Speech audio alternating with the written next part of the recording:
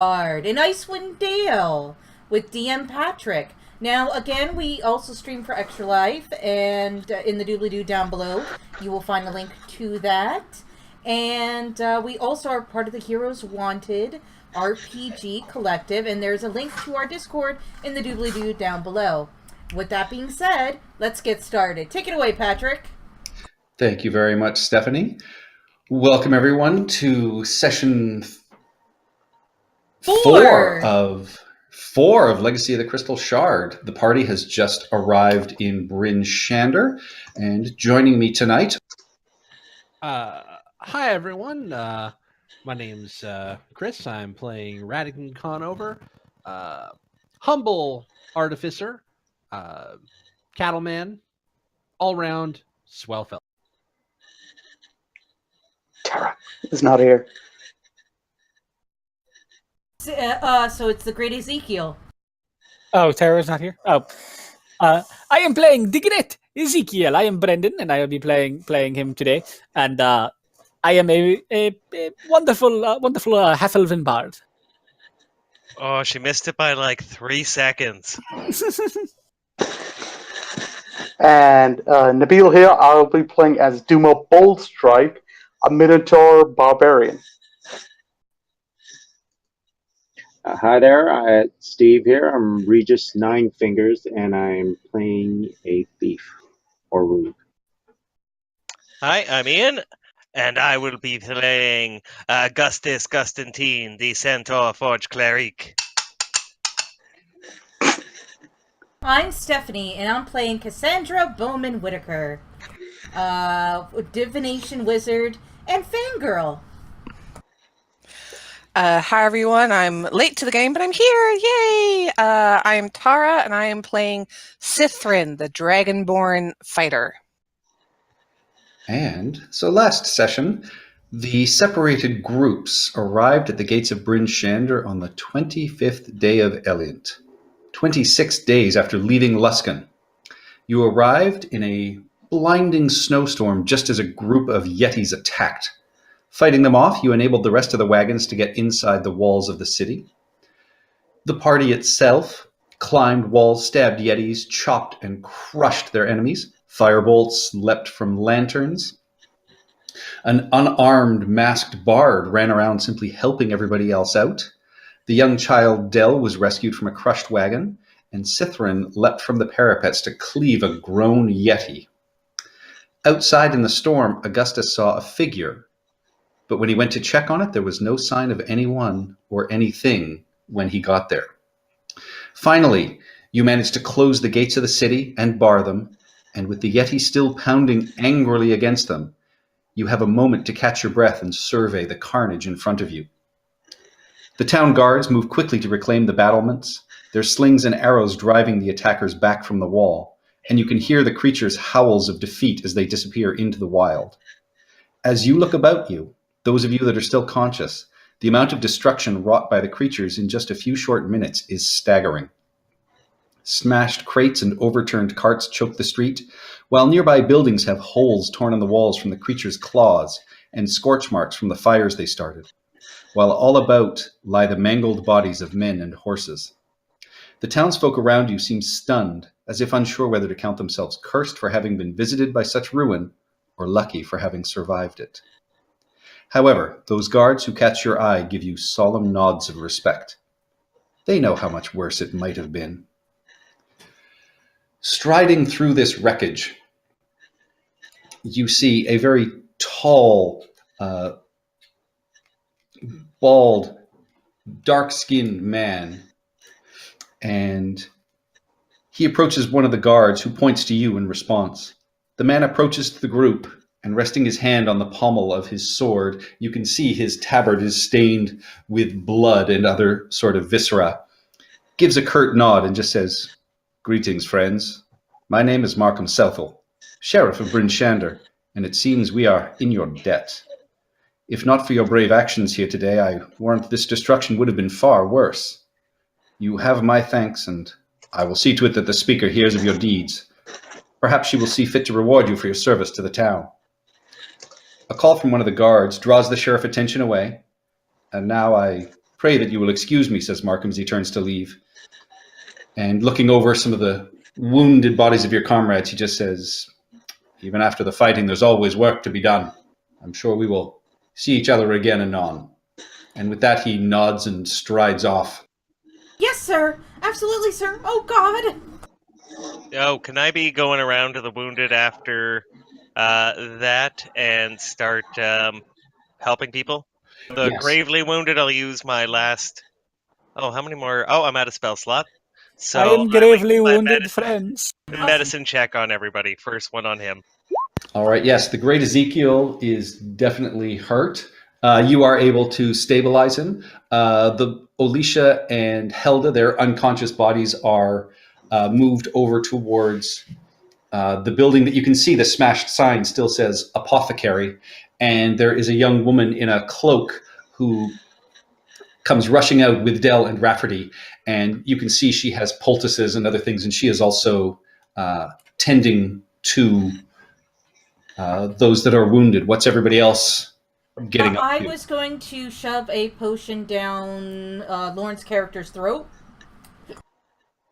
All right, you do that, and Jolkin sort of chokes and splutters and wakes up, and then just sort of lays in the snow and stares up at the sky, and just says, "Thank you." You're welcome. And I will search the great Ezekiel's body for a towel to, or not a towel, for a potion to I do not stuff have down one. his throat. Does anyone have a potion? I believe Duma does. Give me 1 second. Radigan will. I have one. Duma So- drank one last time, so no, I'm out. Yeah, Sithrin will come over and offer her healing potion to the great Ezekiel. You did good. And she says as she hands it over. He's unconscious, I think, right now. Is he? Oh, I Yeah. thought he was KO'd and just really, or not KO'd, but I thought he was really, really hurting. I didn't think he was actually KO'd. I stabilized him, so he just needs the. I think he's stabilized. Just needs the potion to get up. That is All right, correct. so I plug his nose and pour it down his gullet.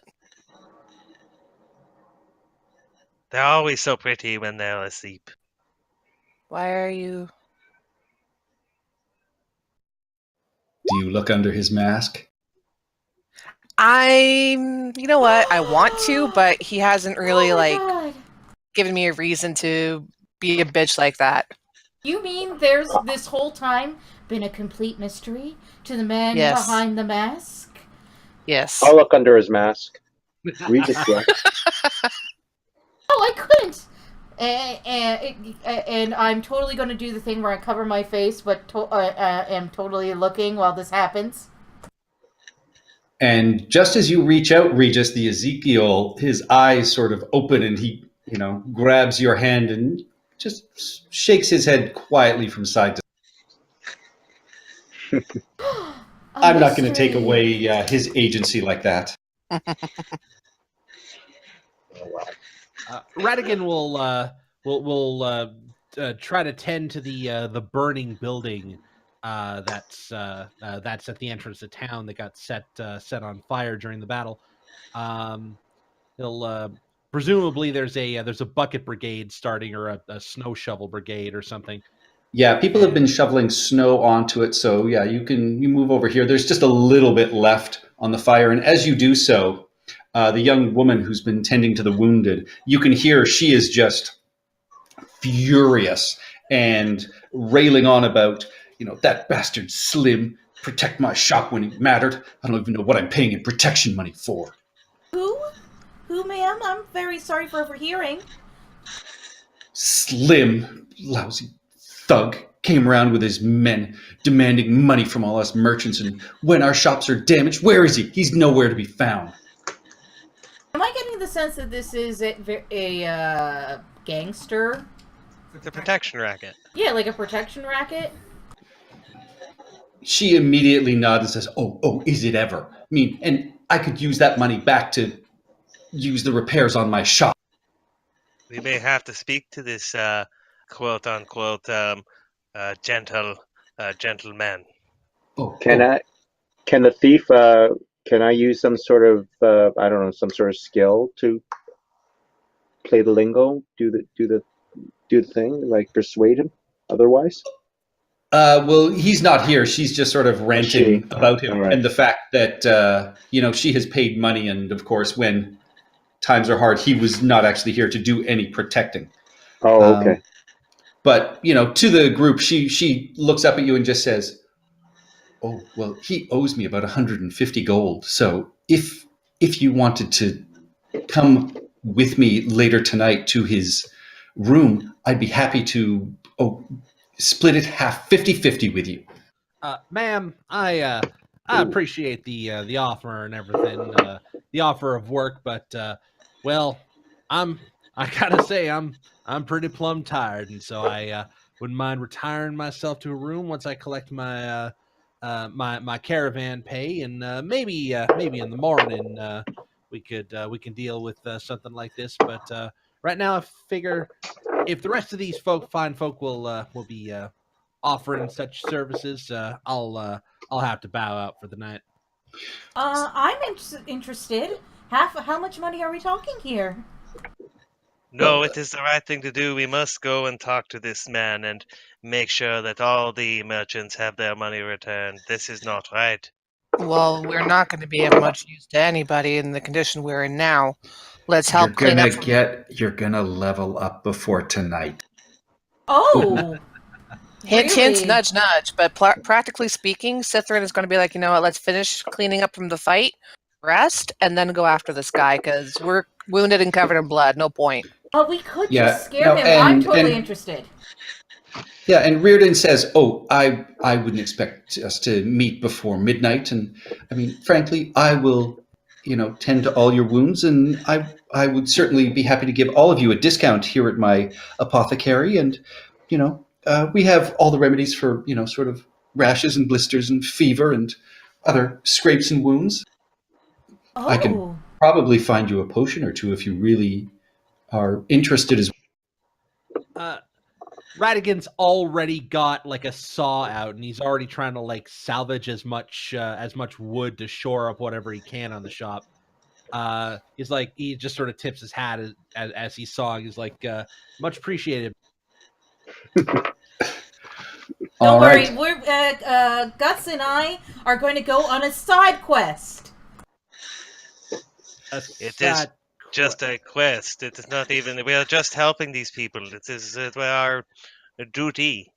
Oh yes, I know it's our duty, but I've read about this. In all the other great adventuring parties, sometimes go off on side quests. I'm starting to think that angry gentleman from before might have been right. No, it's not too much. No. And Cithrin and Duma, give me a perception check. Mm.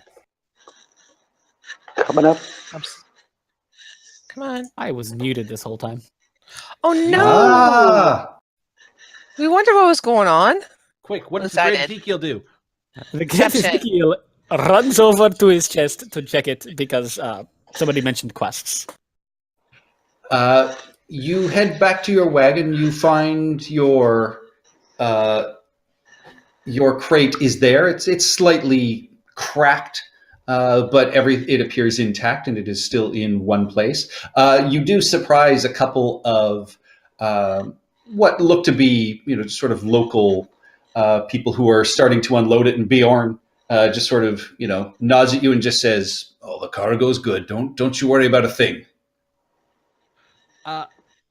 Radigan's gonna sort of finish up with the shopping. He's gonna sort of walk up to Aldo, and he'll just sort of tip his hat again and be like, "Mr. Aldo, sir, I believe that we have safely made Bryn Shander on time and on schedule. Well, a little bit past schedule, but that sort of thing happens all the time.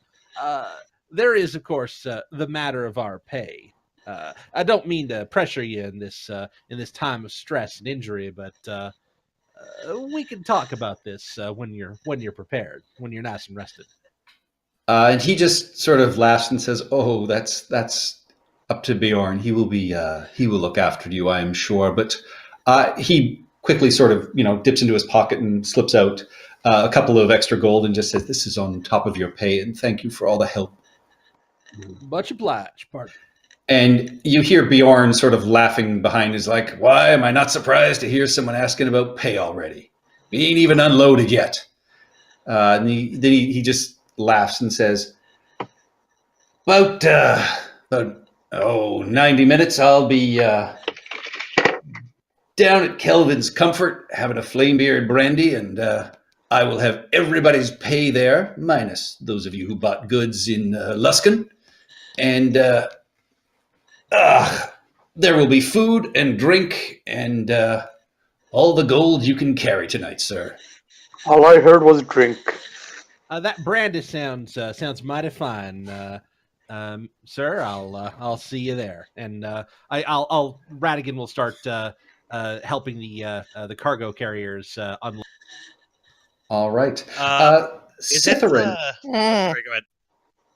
Cytherin, you, as you are tending to, a few of the people, you hear a couple of the guards, and Duma, you hear sort of mumbling and pick up a couple of words here and there.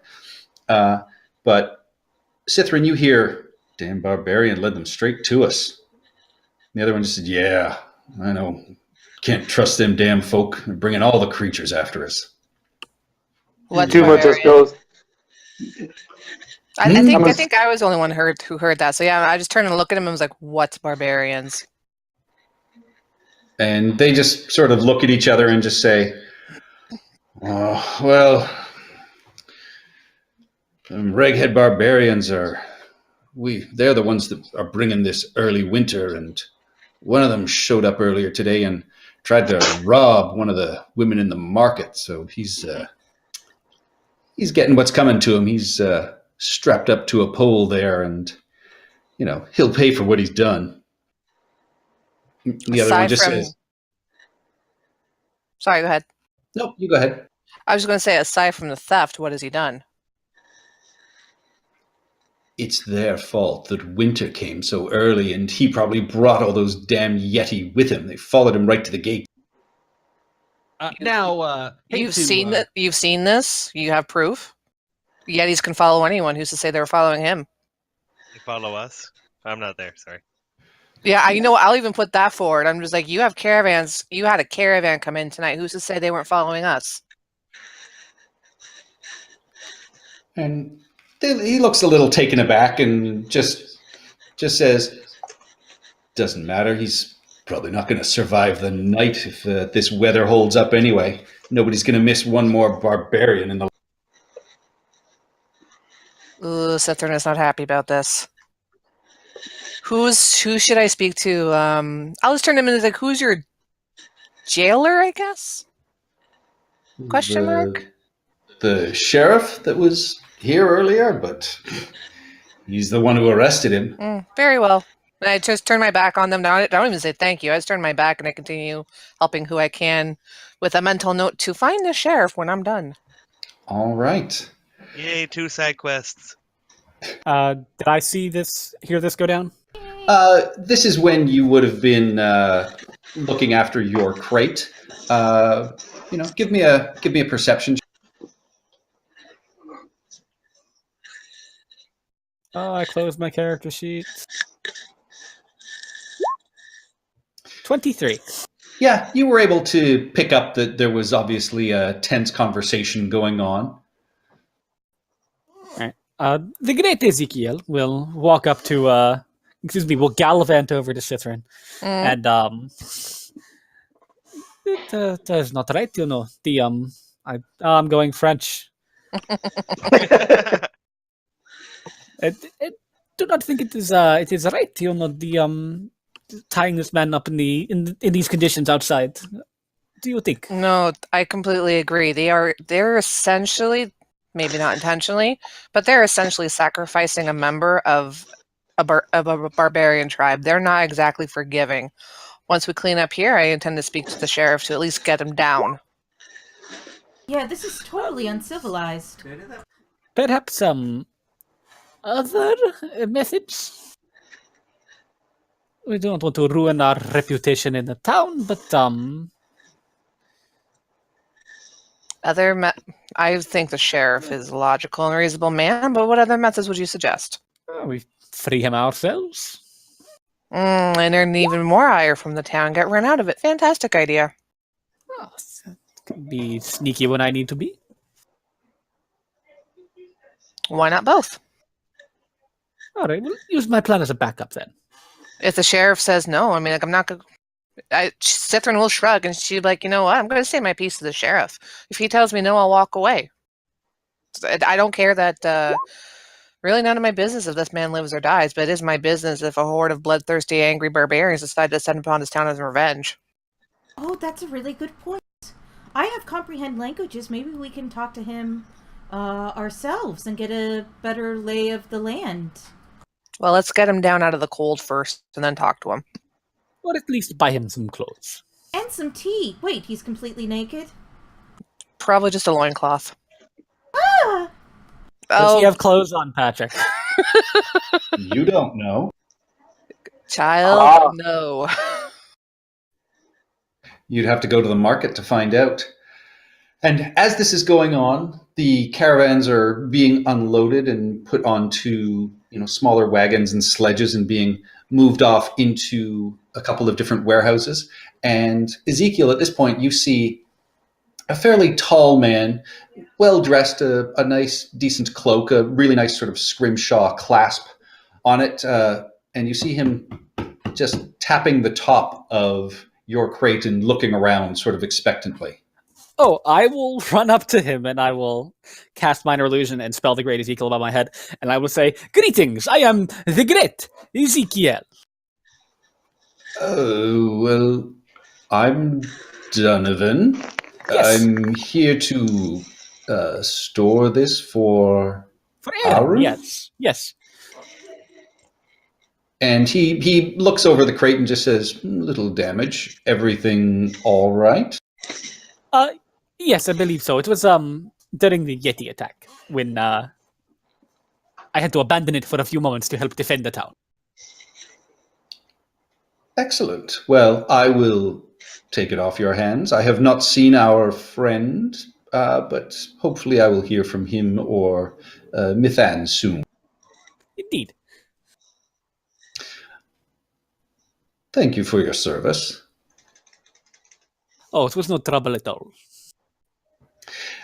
And with that, you see a couple of, his workers step out, immediately just pick up the crate and load it up, and they move it off into one of the larger warehouses where, a few of the other goods are being stored. And at this point, Bjorn sort of claps his hands, brings everyone together and just says, "As I spoke to your eager friend Radigan earlier, I will be at the Kelvin's Comfort, where my room is, and I will be enjoying a fire brandy there, but there are lots of other food and drinks. You can even get some mead from Good Mead if you're interested. Your pay will be there. I would suggest you find yourselves a place to stay. The Hooked Knucklehead, it's nice. You can get private rooms, but there's no hearths. You'd sleep in the common room if you want to stay warm. Or the Geldensteg's Rest is probably good as well. Tell Myrtle you're with me and she'll look after you. She's a nosy Parker, but she keeps a good, safe place.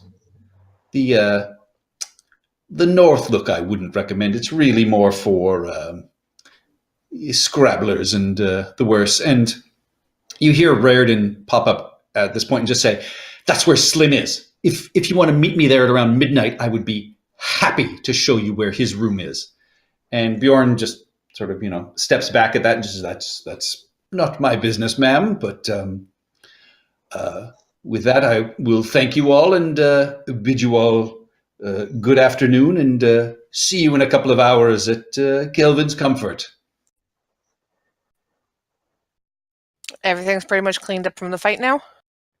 It's still in progress. You can see that Cloud Full of Rocks and Olisha, who is now sort of brought back up, and Helda has been sort of recovered. She still looks sort of woozy and dazed and has a huge gash across her head. So they are sort of moving and heading towards their goods. Oh, we would have bandaged that. That would have been one of the.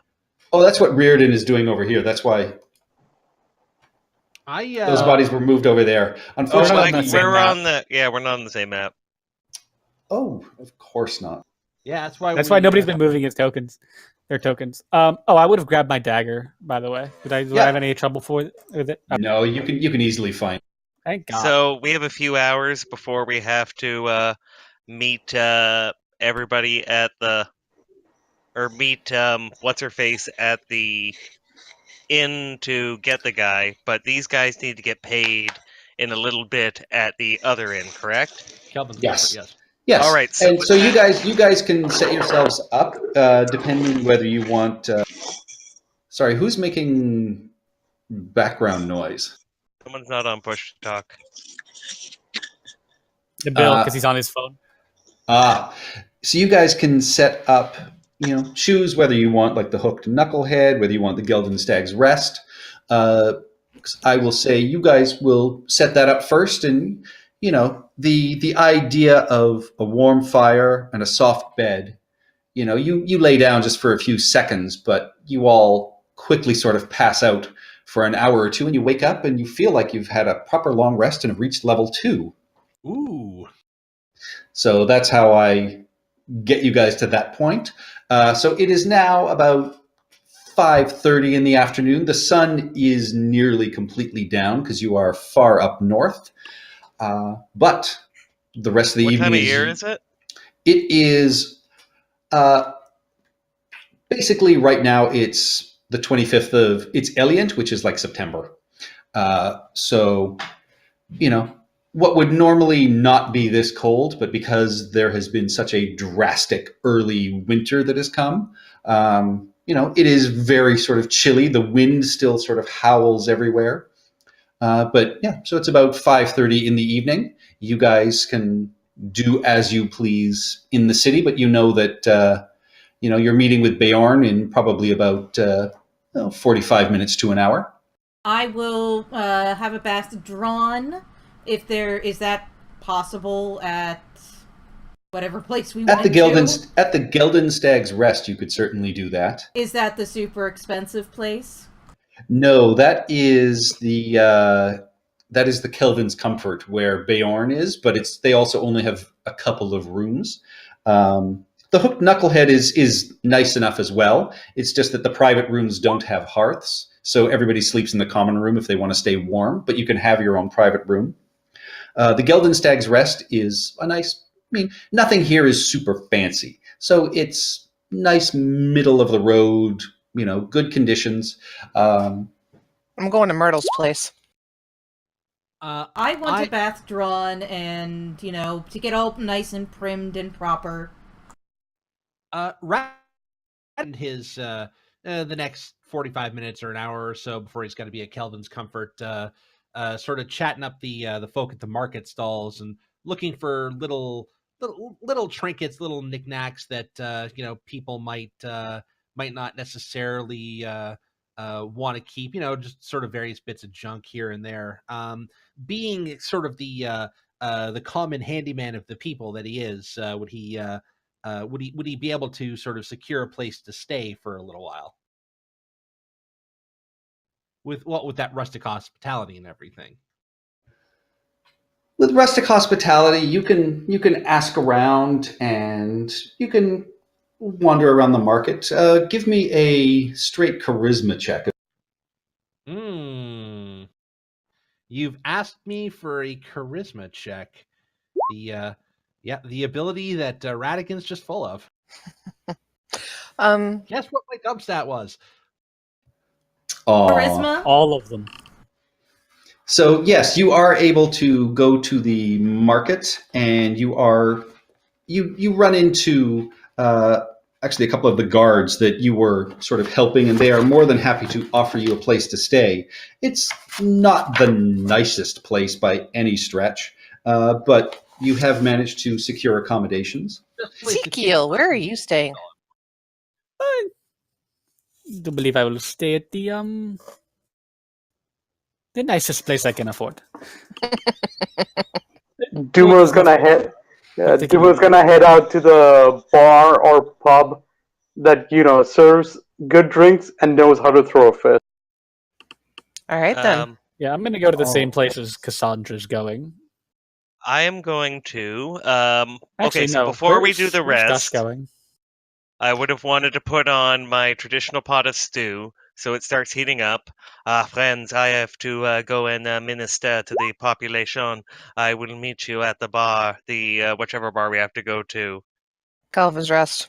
No, the other one. Kelvin's Comfort. No, the Calvin's one at Comfort. midnight. The Calvin's midnight one. Comfort. Oh, that Oh, one. That that's one. the Okay. North Look. I will meet you at North Look if you want to assist me with teaching that gentleman a lesson. But for now on, I am going out to minister. And dear Sithren, please take this first bowl of stew. You are so thin. She'll nod and just take it. She is very thin and lanky. And I will head off into the town and begin my, I go my circuit. So I'll hit the normal people I see, do any burials or marriages that people want done, any ministering, yada yada yada yada, all while giving out soup. All right. So the other thing, as you are wandering through the market, the one other thing you really discover that's interesting, Radigan, is you find a dwarf who is selling these really interesting sort of little, trinkets, but they are made of what he's calling black ice, and it looks like, not obsidian, but almost like a very shiny black rock. And he's got, a couple of rings, a little carved amulet, a goblet, things like that. And I mean, it is just of a material you've never come across before. All right. Radigan will just sort of pick up one of the items in his hand and just kind of toss it around a bit. Is it particularly heavy? Is it warm? Is it? It's moderately heavy. It doesn't feel sort of warm to the touch. I mean, almost nothing feels warm to the touch here. Good, Uh, yeah.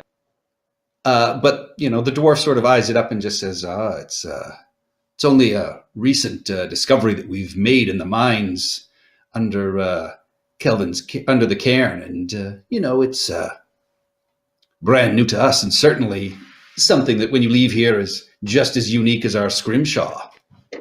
Hmm. Is it And, like sorry, is it like a Techolite? Like one of Don't know what those. that is.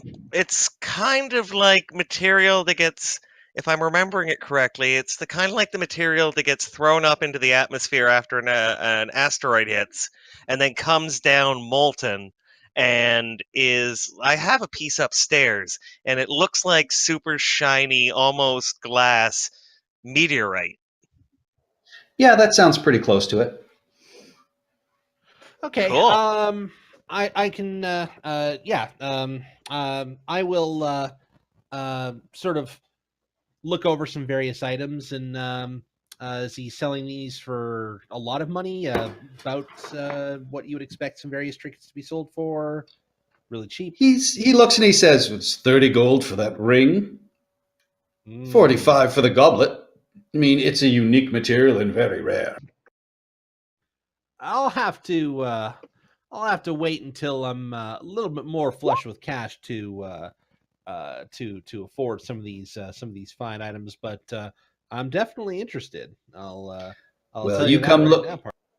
You come look for Folter when you're ready. I'll be here. I'll be back here tomorrow. All right, sir.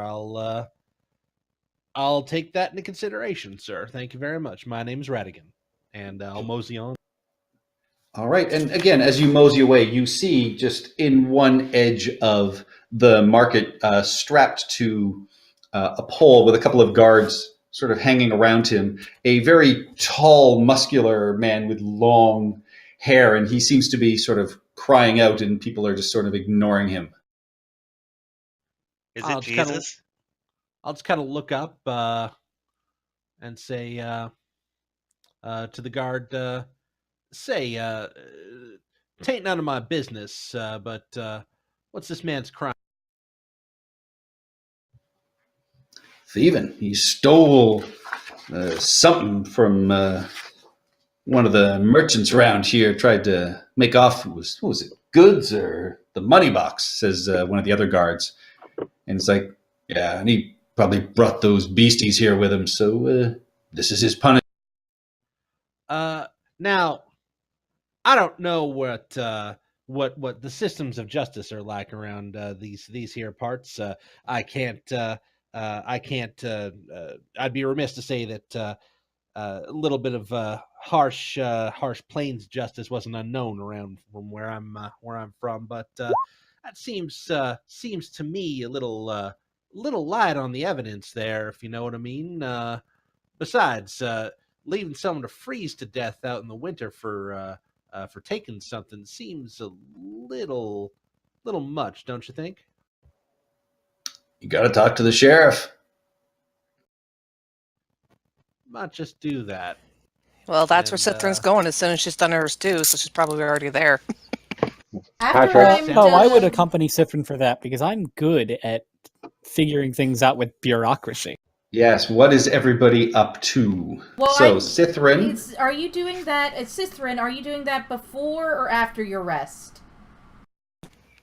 We all Depends. rest first. We all I rested think already, is what right? happened. Yeah, we When all passed double them when's for now. due? you've all rested, you've all reached Okay. level 2, so you've got Okay. 45 minutes before you are to meet Bjorn in Kelvin's comfort. I wolf down the stew and then I go seek out the sheriff. All right, I'm And going I to take will go, Ezekiel. Yep. All right. I have this.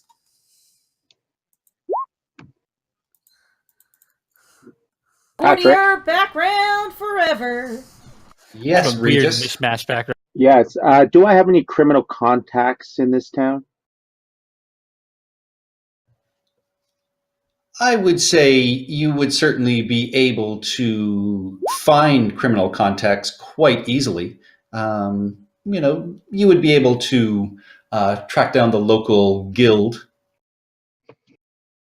Okay, I'm going to do that. All right. And I'm kind of curious about that money box that was stolen. I'm kind of wondering where that is now.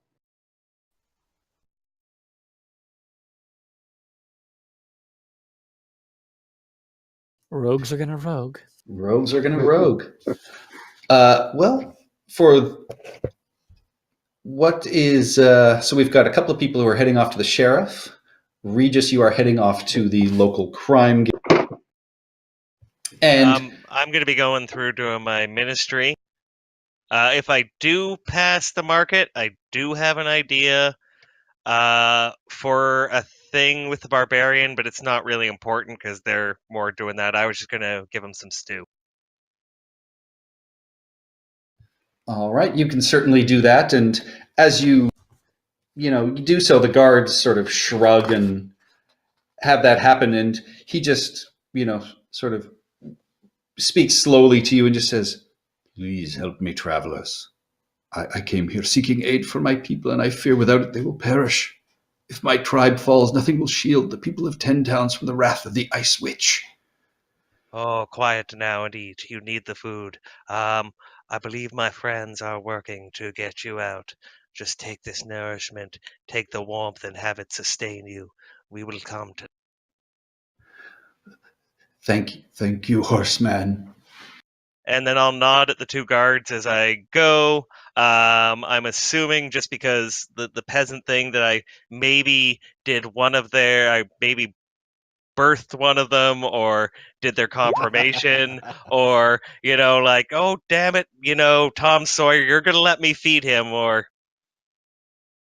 Well, one of them actually just looks and just says, "That stew's not just for the prisoner, is it?" Oh, no, here. And I put something a little extra. Look, there's a bigger piece of meat for both of you. Oh, Gus, it's always good to see you in the wintertime. Oh, it's always good to be here. I will see you later, boys. You'll be good to him. And take off and just continue my ministry until midnight, when we will meet up with everyone who wants to get the protection. You're not coming with us to help him get freed?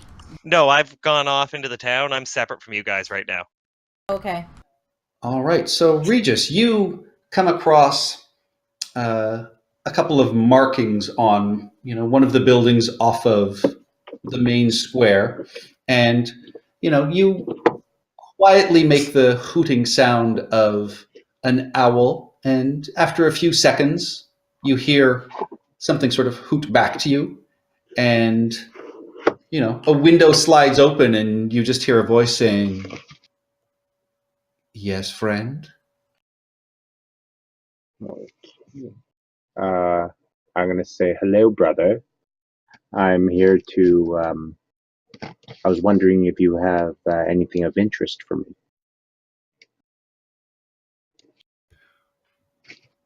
What particular tastes are you after? Oh, I like to do a little home decorating. Well, Renderil's Emporium in the Market Square is well guarded, but more money passes through those doors than most any other shop in town. Oh, interesting. I think I would be. Can you please point me the way? They give you directions. They say it's in the Market Square. It's a cabin. It's impossible to miss. It's what this town originally was founded upon as a trading post. Right.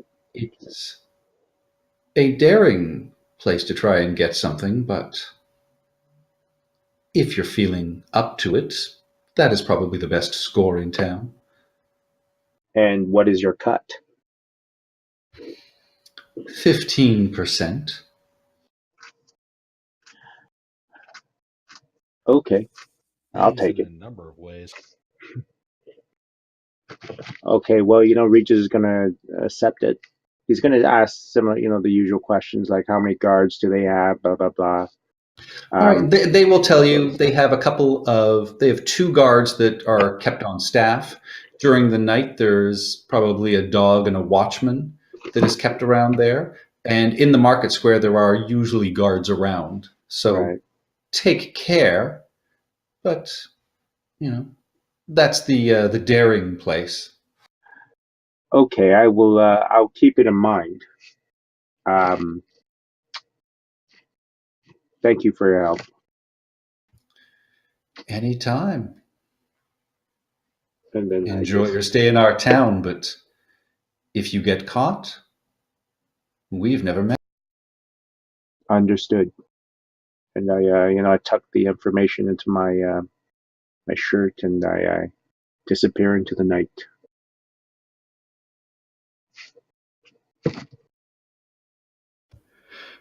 All right.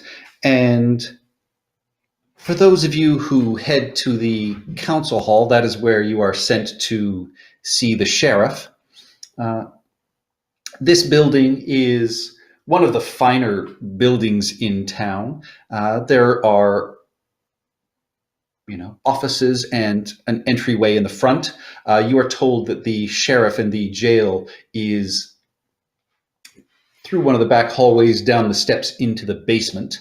And you have no issue finding that. You also can see as you pass by a couple of offices, one which is marked with Speaker Shane, who is the head of the town. And you can hear a couple of voices, and the door opens, and you see a tall man sort of slide out and nod as he walks away and exits, and the door sort of shuts behind him. You guys head downstairs, and you can see the sheriff is in a sort of meeting with a couple of other city watch, and they're going over lists and talking about those who are injured and those who are healthy, and fixing up the schedule for the next couple of days. Mm-hmm. When he sees you, he sort of perks up and just says, "Oh, it's the heroes. How may we assist you this evening?" Well, Sheriff, Wait, I thought you weren't there. I thought you were like out in the town. Yes, I think Ezekiel, you were heading that way. I think you could have run into them, but yeah, Ezekiel and Cithrin were headed straight there. Right, And Cassandra, okay, yeah. No, Radigan Yes, I would have was. been. Yeah, I was coming as well.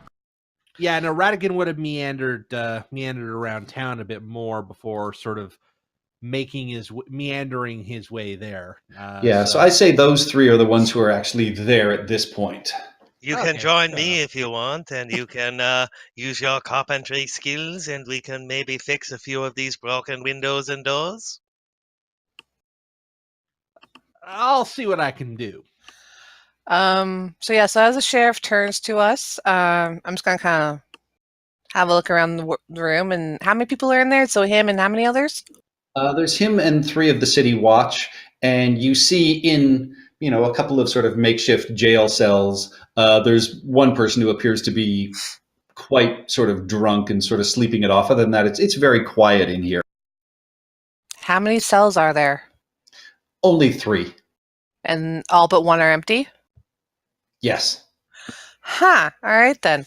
I'm going to turn to the sheriff, and I'm, just going to put my hands casually on my hips and just be like, we heard about the barbarian you've got tied up in the market square, and we would like you to bring him down.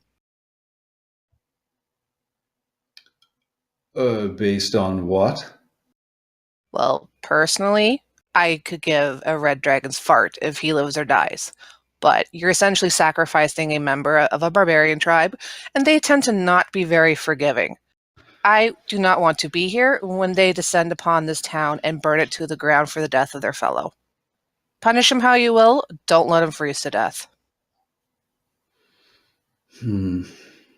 Well, You have a very nice jail cell right there that he would be very happy in.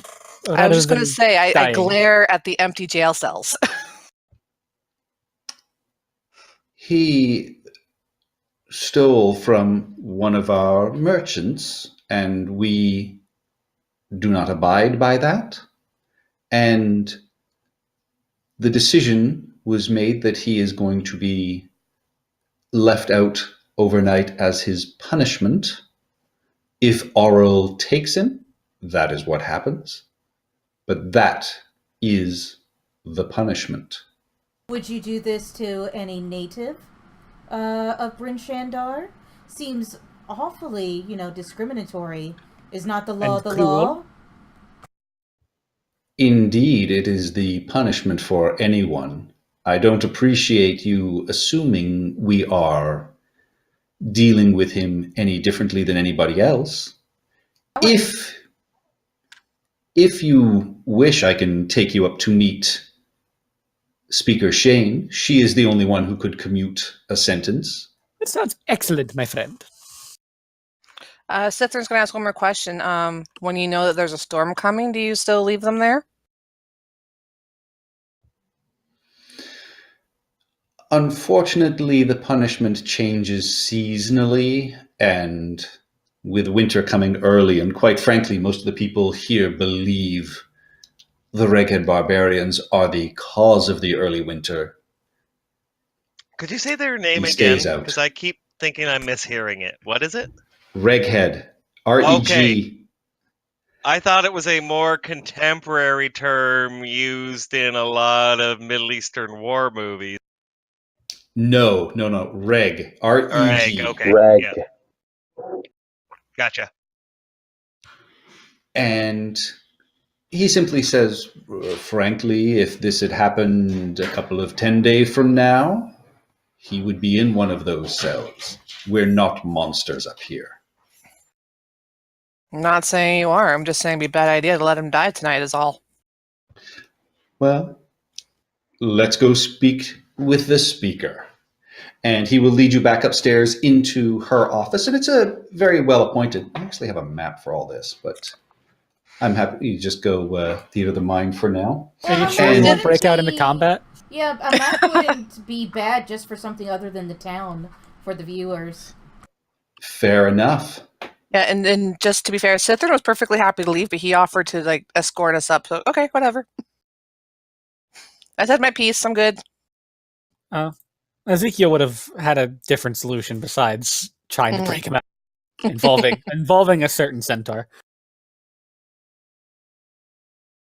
No, I'm willing to speak to the speaker now. That's where he's taking us.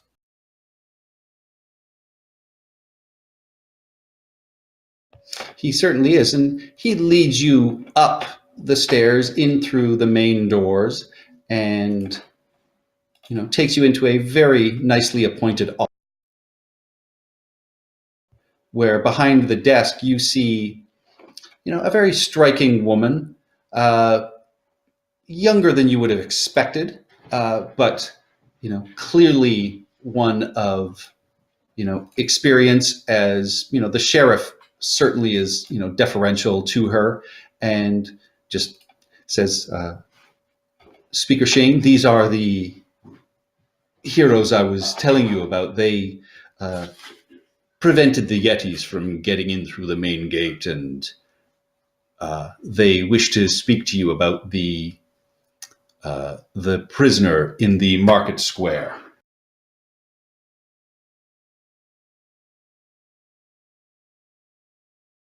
Hello, Miss Speaker. I am the Great Ezekiel. And I will take a bow and cast Minor Illusion and spell the Great Ezekiel above myself in extremely fancy font. Okay, why is that not? We just There we assume go. that you're always doing that. Every time I introduce myself to someone. And you see just this little sort of smirk go across the side of her mouth, and she quickly sort of covers it up with her hand and just says, mm-hmm. And then looks to the other people in the room. I am What was that? Cithrin, and then she looks to the other people in the room, so I think she's waiting for us to introduce ourselves. Hello, I am Cassandra Bowman Whitaker. I am a recent graduate of Candlekeep Wizarding School, and we help defend the gates against the Yeti. Yes, she knows that. Oh, yeah, sorry. I was minorly distracted for like 2 seconds. And what was the question she asked me? She didn't ask any questions. She just, Ezekiel introduced himself. She smirked at him and then looked at us. So the Great Cithrin, Ezekiel. The Great Ezekiel. the Great Ezekiel. So Cithrin took it as that, hey, she wants us to introduce ourselves. So Cithrin just nods and just says, Cithrin. And then you do your introduction, and then that's it. Okay, good. I didn't miss that much then. No. 2 minutes of panic there. Nope, don't worry about it. And then, yes, we've heard about your barbarian, and we would like you to take him down out of the cold. Yes, there are at least one very nice jail cell. Well, he will not freeze to death. He stole from one of our merchants. We're not saying he shouldn't be punished, but I also don't think it'd be a good idea of the store moving in to essentially sacrifice a member of a bloodthirsty barbarian tribe. Punish him how you will, just don't let him freeze to death tonight. That's all I'm saying. Give me a persuasion check. I'm not begging for it. I'm just very blasé. I'm just like, look, I don't think this is a good idea. I'm just letting you know. I know, but you're not trying to intimidate or do anything, so it's a persuasion. Yeah. And the rest of you are helping, so 17. And she will listen and she will look at the sheriff, and the sheriff says, They're not wrong, but he did steal from Brinna. I know there's a little question about whether it was goods at first or the money box, but he was caught. Wait, there was a question? I'm not there, but there was a question? I'm going to... That was what I was actually going to say. There was a question of which it was. Were any of these items recovered?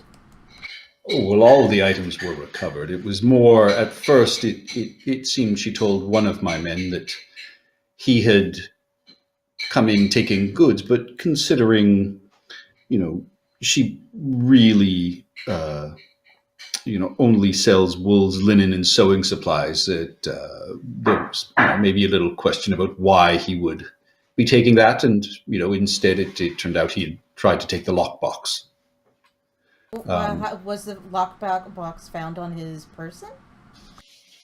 Well, he was captured. The lockbox was there, so it seemed he was caught red-handed. Wait, was there? I feel like we need his side of the story. Cassandra puts on a deer hunter hat, deer stalker hat. Oh, I have one. That is canon. Pulls out a pipe, blows bubbles. Oh, And- that's already there. And Duvessa will say at this point, you're right. I do agree. It's probably safer not to not to let the elk tribe retaliate if he dies. On one condition. Mm. Yes. You take him out of my town in the morning if we put him up in the jail overnight. Gladly. Fair enough. Yes, very fair. But can we get a stay if there's a major snowstorm that no one can get past?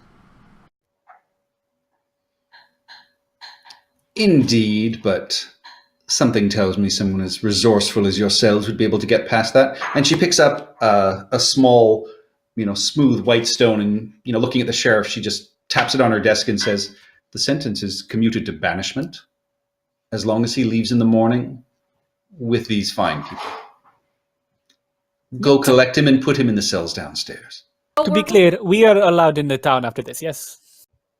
Oh, indeed, you're not banished. He's banished. Oh, thank God. I do not want to have to make it back to Yeah, to Cithern will civilization just in the middle of the day. just nod and thank you. It's very kind of you. 1 second before we leave. Were we there when he was talking about the ice switch? No, Nope. No. We know nothing. Great. we will soon. Yeah, we're about to go talk to him. There we go. And look at him. Well, no, they're going to. The dude is going to bring him here, so we can wait here. Or, we can talk to him in the morning as we're escorting him out. It is warm here. Let's do that. We are in a bit of a time crunch, to be fair. Yes, it is time for you to head off to the bar. As you exit, you pass another sort of gentleman. This is, very tall, large mustache, walking with a very nice staff, and, sort of bumps into you as he comes into the office and just says, "Oh, sorry, Speaker Shane, I need to speak to you if you have a moment." And she just says, "Oh, of course, Valish, these are some of the heroes that saved us at the gates." And he just, sort of nods his head and just says, "Of course, thank you for your service and help." Great to meet you. I am the great Ezekiel. Cithern will nonchalantly stomp on his instep. Oh, No, not his. The Grey Ezekiel's. Sorry. the great Ezekiel.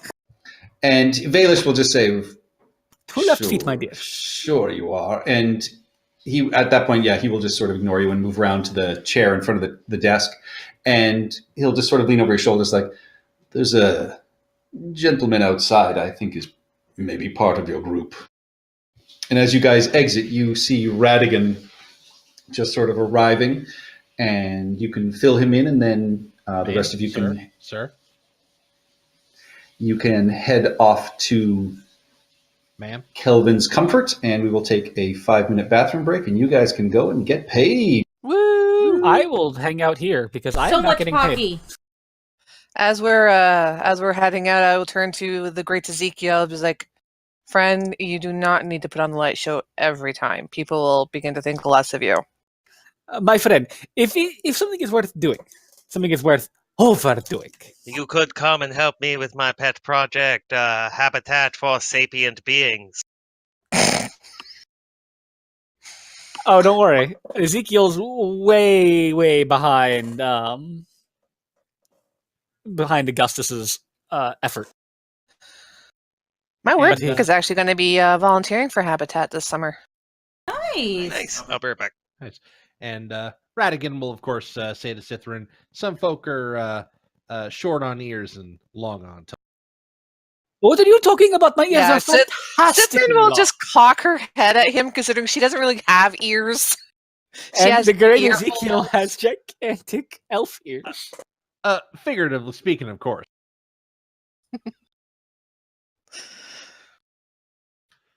Yes, I have now, in fact, gotten into a John Wayne quotes page, and will be Nice. we'll be drawing from that well quite deeply. Didn't Ronald Reagan play a whole bunch of cowboys? You should just quote Reagan characters. Yeah, but I have standard. I'll be right back. Ooh. Ouch. Well, sorry I was late, guys. I made it just in time, but I was still late getting in. That's fine. Actually, you didn't miss much because for You the missed the 15 introductions. 15 introductions. Yeah, I mean 15 minutes. We were there was a problem with Discord. Nobody was able to chat. I'll be back. Yeah, I saw that. I still feel bad though. It's just everything kind of went wrong with my errand tonight.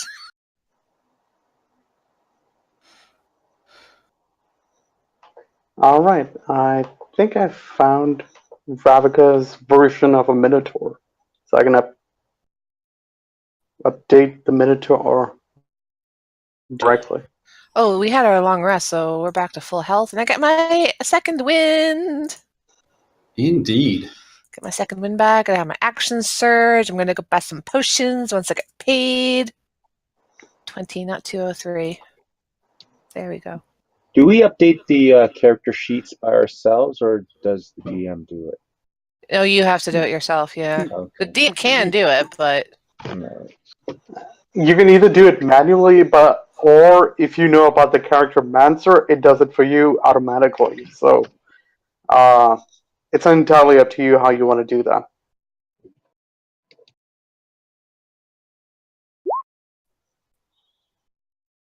I am back. You bring the how do you say, the entertainment. Do not pasteurize me. Oh wait, that's not the word. What is the word? Do not patronize me. Oh, Is it? No, you're supposed to laugh, and then I'm like, "Why are you leaving me hanging? Do not pasteurize me." sorry. I do not. I am lactose intolerant. I was building on top of it. Doesn't pasteurization reduce lactose? I don't think it does. I think lactose is added on top of that. The enzyme is added No, to. it's cheese gets rid of lactose. Honestly, I'm just making shit up. I have no idea. you just I can only BS so far until someone points out, is it? Nah. Oh, heads up, guys. I don't know if any of you would hear of this in your circles, but all the heating contractor guys, the unionized ones, and the plumbing guys are on strike, or at least the plumbing ones are going to be going on strike. Ooh, Oh, dang. really? Yeah, the heating guys are on strike right now. The plumbing guys have either just walked out or they've agreed to do it, but they haven't actually done it yet.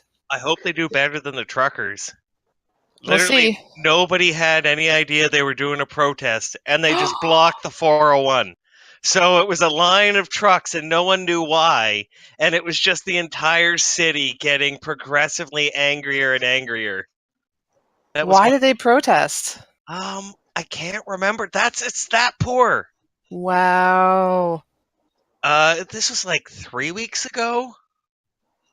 No, it Yeah, wasn't. so if anything happens to heating or plumbing in the next little while, for those of you have houses and shit, yeah, it might be tough to get it fixed. Would that also apply to people in condos, apartments? They probably have Yes. someone. Well, they might have someone on staff. It depends on the place. I think it would. It will. Yes, it would depend on the place, but it would still affect you, but to a lesser degree because What's they're going going to on? have more backups in place. The plumbers and the heaters, like the unionized guys, are on strike. Now, is this a Doug Ford strike or is this a their strike? This is actually strike 3. You're out? I'm pretty sure this is their strike. Like their contract came up and they're renegotiating and they're not happy with it, so they're striking now, kind of thing. Okay. The same shit that happens every 4 years with some union or another. I'm back in the map. I'm relatively certain the sheriff is actually Teferi. He's not on this map, but No, you Teferi. mispronounced that. It's Clefairy. No, Clefairy is the Pokemon. Teferi is the hero of Dominaria. No, I'm pretty sure it was Clefairy, the hero of Dominaria. Yeah, now you're doing that on purpose. There's 100% art of that Is Ian never doing that on purpose? I honestly can't tell. My real life perception is absolute shit. So I have to. That of is that. the art for the sheriff straight from Storm King's Thunder. Really? Yes, because she appears in Storm King's Thunder too. She, the sheriff, and I think a lot of the other people do. No, not Oh, not Patrick, the, I'm the not here. speaker, the sheriff.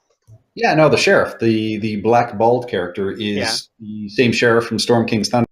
He looks like not a D&D, Magic the Gathering planeswalker Maybe he is. who is like $45.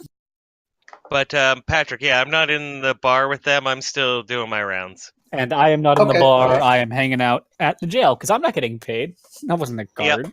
I'm I'm in the I don't bar. know. A couple runs up to me and I wed them. All You right. read them on the so- street. Ezekiel, maybe you want to do the Q&A thing so we can save that for them in the morning. Just get them and go. I intend to. I intend to ask him questions. Cool. That's why I'm hanging out there. I would go hang out with you, but we're splitting the party because it makes sense. He has to Don't buy you Mask be Bomb. nervous with His the face has party. been really itchy since he's gotten the north. Yeah, Oh, he just heads straight to the apothecary for dry skin. Have I been? Because I would have known, and I've been up I'll here be a back. lot. Over.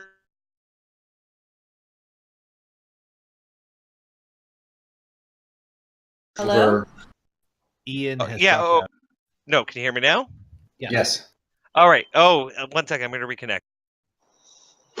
There we go. That's better. I was going in the red. So over the last couple weeks, I would have been fashioning everybody because I would have already had them, but everybody else snow goggles. Sure. Easy enough to do. So everybody has sunglasses. Yeah. Awesome. Radigan will immediately take them and start adding things to them. No. You see, if you put a lens in front, it will magnify. No, this is supposed to stop the, how do you say, polar expressization of the light. What? I don't get it. No, that's literally how snow goggles work. They stop the. They're like polarized sunglasses. They stop the light, but I called it polarization express or something. Just a little, just a few tricks that I picked up from somewhere, and he'll start pulling bits off of his brass goggles, and he'll start putting them on the snow. Oh well, yeah, I guess so. To each his own. Let me know if you need a 3/8 spanner or a monkey wrench. Don't you mean an ape wrench? I think he means a baboon wrench. Oh, Radigan's already got like the whole tool set just kind of like spread out in front of him. Baboon. Now, is it a toolbox or is it more like a watchmaker's kit? Radigan has a large tool pouch, like one of those leather tool A pouches. tool belt? You yeah, literally but like- have a like- construction tool belt. Basically, yeah. That's He is awesome. the engineer from Team Fortress 2. Oh, remember the Utilikilt tool belt kilt? That thing was amazing. Can't say that I do. I will link it. Hold on. I'm also looking at engineer cosmetics to decide which would be best for Radigan. Is everybody back? Oh, Oh, yeah. yeah, we've been back. All Well, I right. just got back because I had to get my soup. All right. For those of you, you make your way into the tavern, and it is a beautifully appointed place, full of dwarven sort of goods and artifacts. Everything is sturdy and well built. There is a large fire that is burning. Everything is nice and warm. There is a bard up on the stage telling stories and tales. You see, and you are quickly sort of ushered in along one of these long benches. You see Bjorn and a couple of the other merchants who are sort of scattered around, and there is a bright red-haired beard that is running around and welcoming everybody and offering them drinks. And A redheaded what? dwarf. I heard beard. He's got a bright red beard and a shock of red hair as well. The Radigan will tip his hat and in Dwarven say, "Evening, sir." And his eyes light up and he responds and just says, Ogden Flamebeard, make my own brandy here. Flamebeard fire brandy. Can I get around for the table? And Mr. Flamebeard, that sounds mighty fine. Ooh, I'd very much like to try some. I'm all into trying local cuisines.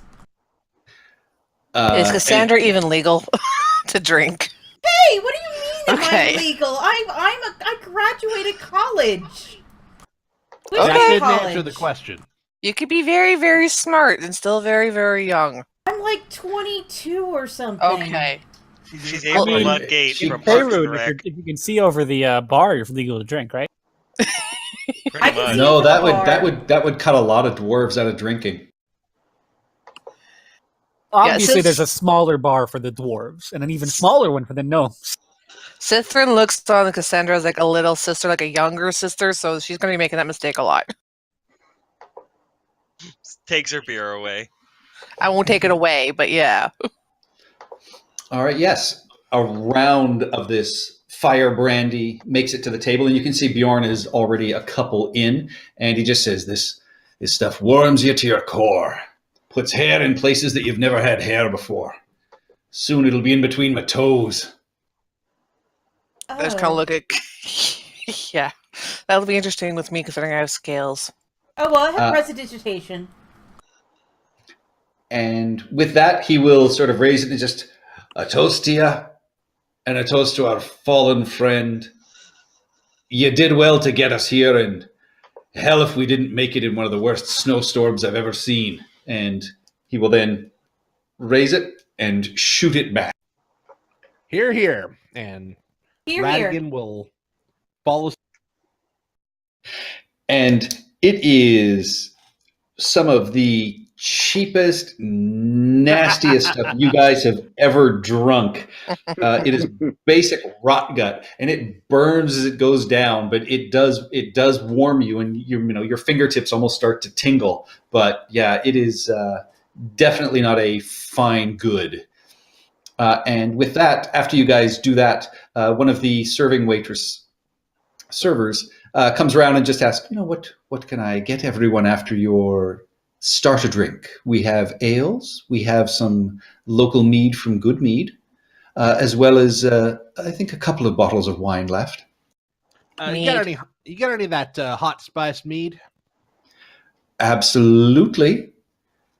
Radigan will start tucking into those. I'd like to have one, please. I'm very tough. Cithrin will take one as Of well. course you are, love. All right, yeah. So she brings out a couple of hot meads, and she just says, "This is from Good Mead, made from local bees. Some, the spicing and things is brought up from the south, but it is just a delicious, sweet winter drink." And she'll look at Duma and Regis and just say, "And for you." Your finest ale, please. The Indeed. strongest, and your anything that has a kick to it. She just sort of giggles and says, "I wouldn't expect anything different from a werecow like you, sir." How long Press have you is been the waiting to biggest use laugh that? you've ever heard. That is in character. Cithrin just like buries her muzzle in her mug and just starts snickering. Well, I mean, after all, moo, where cow of London. That I will be honest, that came to me at about 4:00 this afternoon. Werewolf of Luskin, you had the perfect opportunity, I and you said London instead of London. I hang my head in shame. You mean the Never be perfect shameful op- about singing Warren Zevon. You mean the perfect opt moo-ternity. So she Yeah. will bring back a lovely chilled mug of ale for you, Regis, and this bright, yellow and gold drink for you, Duma. And she just says, "This is a strong brandy, but it's nicer than the fire brandy here. That stuff will rot your stomach." And with that, there is just Don't toy with me, lady. with that, there is just this loud clink as a large bag of coin is placed on the table, and Bjorn immediately starts separating things out. And he just says, "All right, 26 days on the road, 4 gold a day. It's 104 gold." And he looks at Cassandra and he just says, "Minus 15 for your purchases in Luskan, 89 gold." And he'll wink and just say, "I didn't take away the punishment. So all your money's there." Oh, thank you, sir. Remember when I had the gave the teenager the manga? Oh, how is he doing, by the way? He's resting and recovering. He's he's more in shock than anything else. But that Reardon woman took care of him pretty well. So he and his uncle have headed to their home for the rest of the winter. He couldn't shut up about how exciting it was to watch that fight go down, though. So I'm not sure that his uncle's not going to have a little fighter on his hand in a year or two. Ah. I start making plans in the back of my head to slip him some comic books and manga. Not the first edition this time, please. Well, yes, I'm going to get him his own copies. We can't force him in to deny who he is. So it says in my thing that it has to have some metal, the thing I craft. Can that be the foil cover? You're going to blacksmith up a comic book. How do you say it is gray on gray? Like how I see the world. All right, and then he will look and say, "You, Mr. Radigan, you spent 7 gold. So there's a 97 for you. And Cytherin, right? 97 for you." And then he will pass it out to Duma as well. He says, "You didn't buy a thin. You got 104 gold." Gulp. I didn't drink. I drank the ale, not the gold. I'm just making that clear. All right. And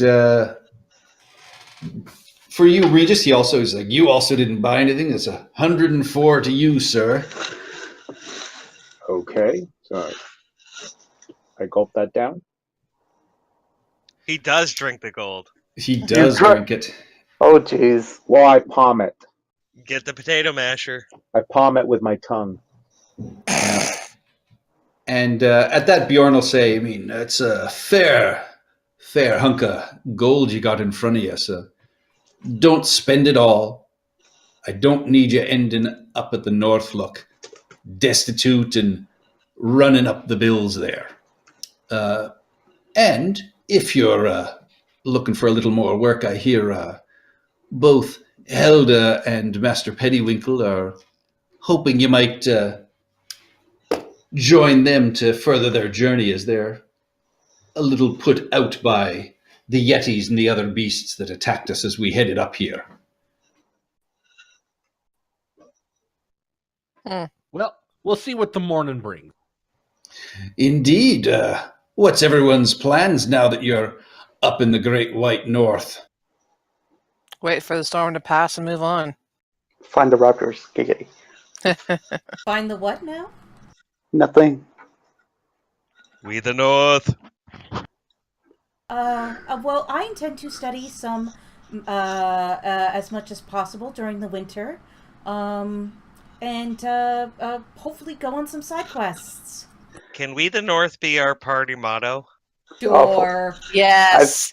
I think we're going to get in so much trouble for that. Until the raptors Oh, sue what? us. Is Drake gonna come to my house and knock on my door and go, "Bro, what's up?" He's gonna complain that Yes. you used to call him and you don't anymore. Bjorn, Bjorn at that would look at you, go, "Not a one of you are from the north, though, and I wouldn't be saying that around Helda. She's dwarven royalty." Oh man, it is good I'm not here. She would have recognized me probably. Phew. Yeah, Duma's, yeah.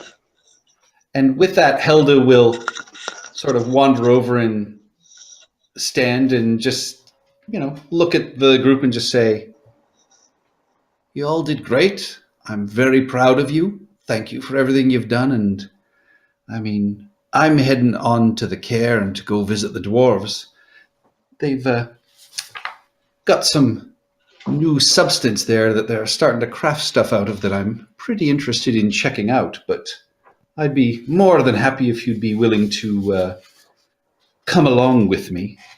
If it's that, and he'll switch to Dwarven when he says this. Radigan will say, "If it's that black ice stuff that I saw in the marketplace, wouldn't be too uninterested in joining you." She raises an eyebrow and turns her head and says, "It's here in the marketplace." Yes, ma'am. There's a dwarf forget what his name is. Starts with an F. Selling a couple of rings, a couple of goblets, minor trinkets. Nothing too salacious. Oh, well, I'm off to see my uncle Stokely Silverstream, and that's an interesting question. I'll have to ask him if they're already selling it out here. But I won't be heading out for a few days, and I'd be more than happy to give 20 gold a head for anyone who wants to come with me. Ooh. Are there any magical properties to this substance?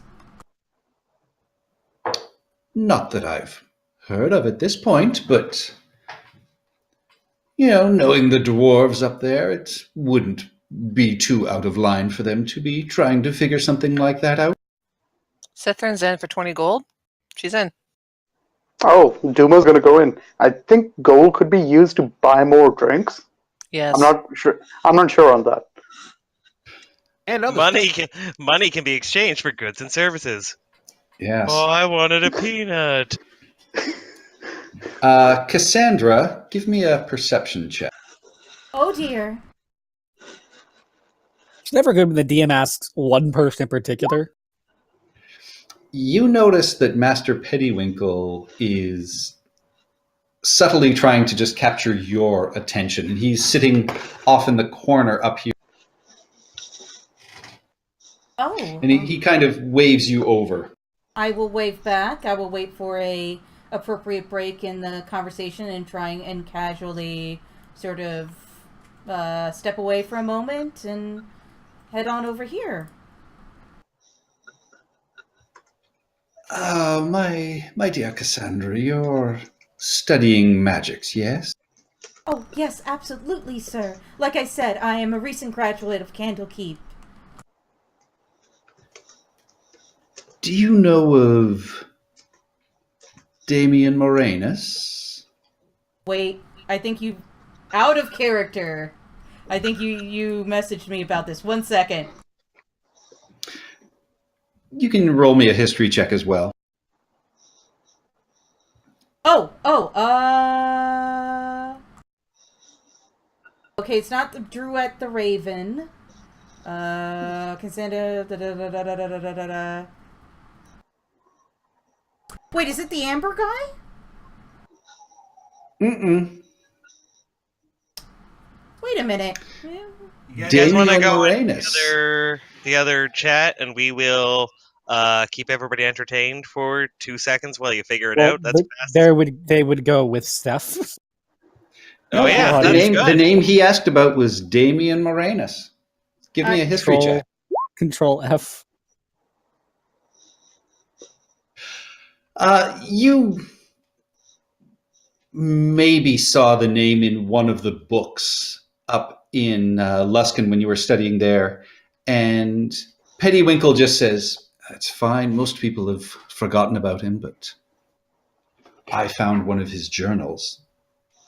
He came up here, decades ago, looking to make some sort of curatives magical salve. Now, unfortunately, the tower he built seems to have sunk and disappeared into one of the lakes, and that's one of the things I'm going to be doing here this winter is searching for it.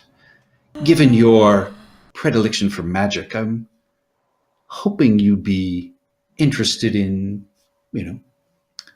helping me out and perhaps one or two of your comrades in arms." Oh, absolutely, absolutely, sure, sir. I will make certain that I will convince some of them to come along with. Wow, this sounds like a great opportunity. There's so many things hidden in the north. Oh, this land is full of mystery and secrets. Lots of things have been lost and forgotten here over the years. And, I'm going to head up to Targos and do my research. I've got the location narrowed down to 2 locales. I'd be more than happy to split whatever treasure you find 50-50. I'm really only interested in this diary of his. Oh, Because frankly, if I can replicate this salve, I can market it and sell it up and down the coast. I think that would be my retirement. oh, that would be most excellent retirement indeed. I will most certainly help you, sir. All right. And he writes down a name and just says, in a few days, come see me in Targos when you're ready. And if you get into any trouble, my friend in Lonelywood, Regis, be more than happy to help you out, I'm sure. Oh, absolutely. Thank you so much. In Morningwood? Lonelywood. Oh, Lonelywood. I don't know how I Wow. got Morningwood. Yeah.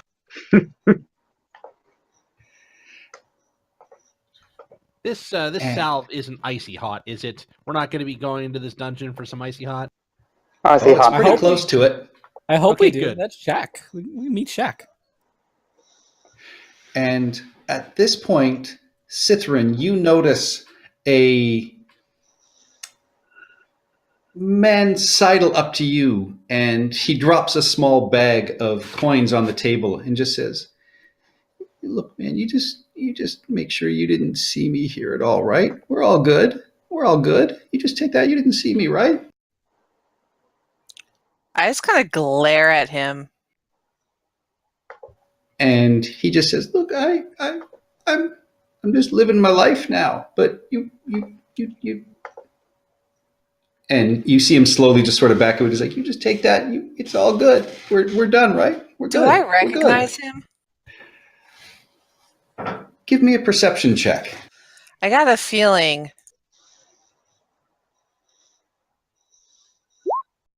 Nope. You don't recognize him, but you recognize,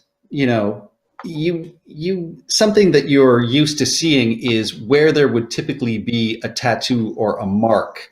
It looks like it has either been sort of burned off and scarred over.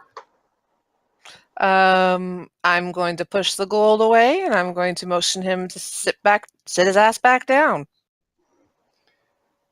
Give me an intimidation check.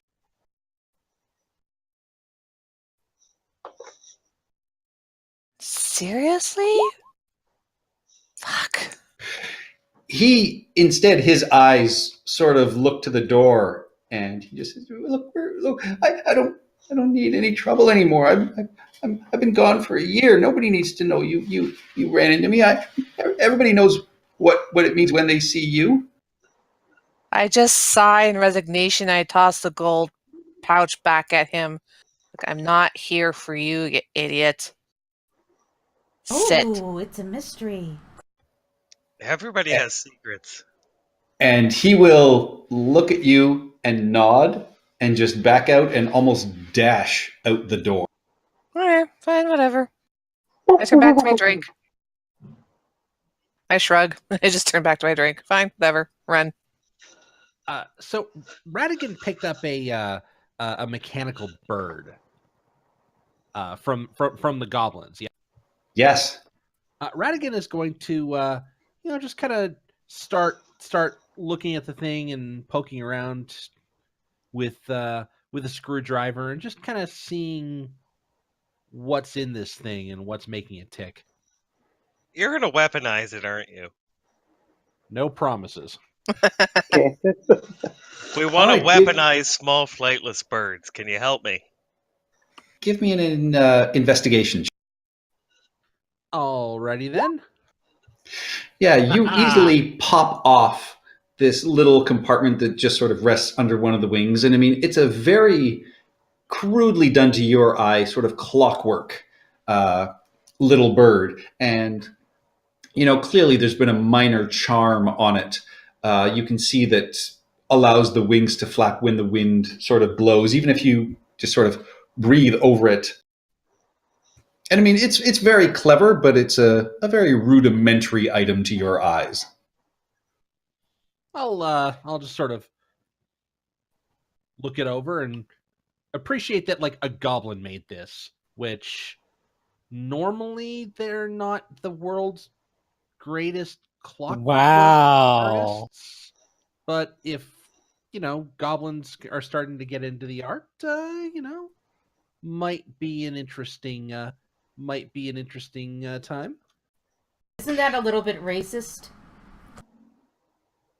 Not at all.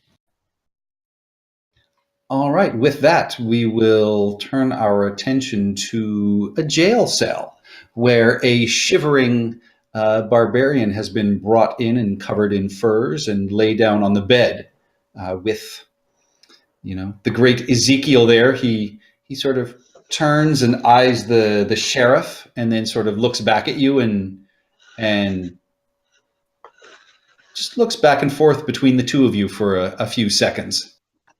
Greetings. I am the great Ezekiel. I will cast minor illusion and spell my name out of my head. And he looks over your head and just says,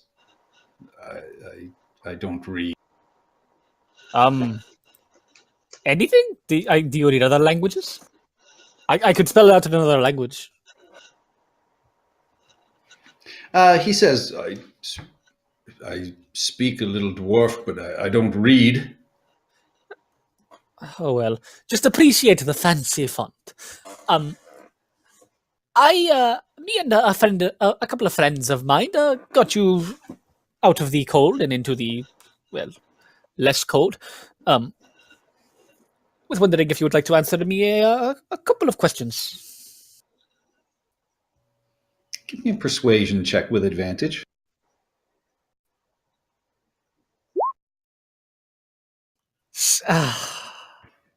Oof. He will look at you and just say, you can ask. I don't know that I trust anybody in this city right now, but you got me off that post, so what would you like? What did you take from the good merchant who they are accusing you of robbing? I took nothing. I didn't rob anybody. We're not thieves. I came here looking for help. Insights? Go ahead. 8. Wow. He seems, a little hard to read, but I mean, he certainly seems genuine. He is very earnest about this. And you can see, I mean, he keeps fingering this pendant that's on a sort of leather thong around his neck, which is fashioned from a couple of pieces of antler to look like the rack of an elk. And he just says, the elk tribe are not thieves. Can I history that? Do I know anything about the elk tribe? I would say you could try, but I mean, it's going to be a pretty high DC for you. You're not a northern. I'm okay with that. 9. Sheriff, is the sheriff here? The sheriff is there. Sheriff, is the elk tribe, I assume you're more familiar with this area than I am. Would the elk tribe, have they been known to steal or have they been known to keep their distance? They're like anybody else. Some of them are thieves. Some of them bring yetis with them. Some of them are fine, I'm sure. Oh. Okay. Some you assume are nice people. All right. And I see with how it that, is. the When barbarian will they're sending say, Yetis, they're not sending their best. They're sending their.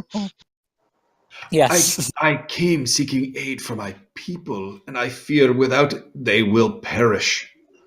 Oh, I would like to help with that then. What is wrong with your people? And he will sort of lean in and kind of whisper to you, like, the Ice Witch has been leading bands of animals to attack our tribe. The Ice Witch, you say? Who's this Ice Witch? Don't know. Every time we go out to strike her, she vanishes into the storm. But she always comes back a couple of days later.